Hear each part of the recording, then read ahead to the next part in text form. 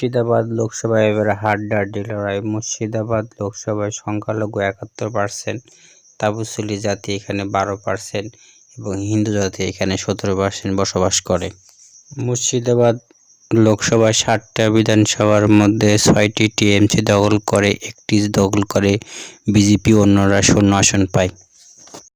মুর্শিদাবাদ লোকসভায় এখানে 2021 সালে টিএমসি 54% ভোট পায়, বিজেপি পায় এখানে 15%, কংগ্রেস পায় এখানে 28%। 2019 সালে আবু তাহের খান এখানে ভোট পান হলো 41.57%, বিজেপি পায় 17%, কংগ্রেস পায় 26%। মালদা উত্তরে খগেন মুর্মু এবং টিএমসির হলো প্রসূন ব্যানার্জির মধ্যে লড়াই হবে। মালদা দক্ষিণে সাধারণ হিন্দু হলো 16%, তফসিলি 33% এবং মুসলিম হলো 51%।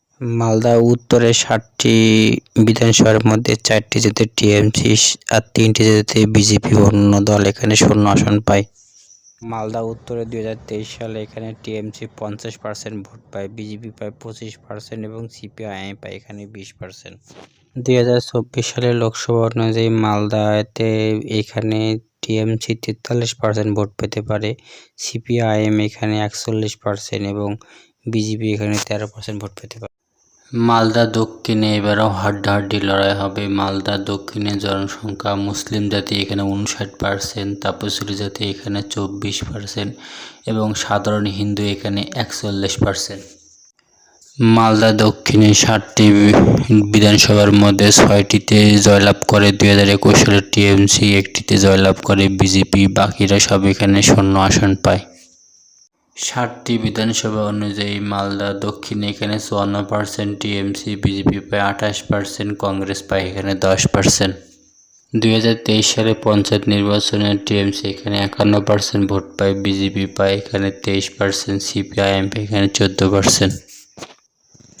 2024 সালে শেষ অনুযায়ী এখানে টিএমসি 54% ভোট পেতে পারে, বিজেপি 16% এবং কংগ্রেস পেতে পারে এখানে 30% ভোট।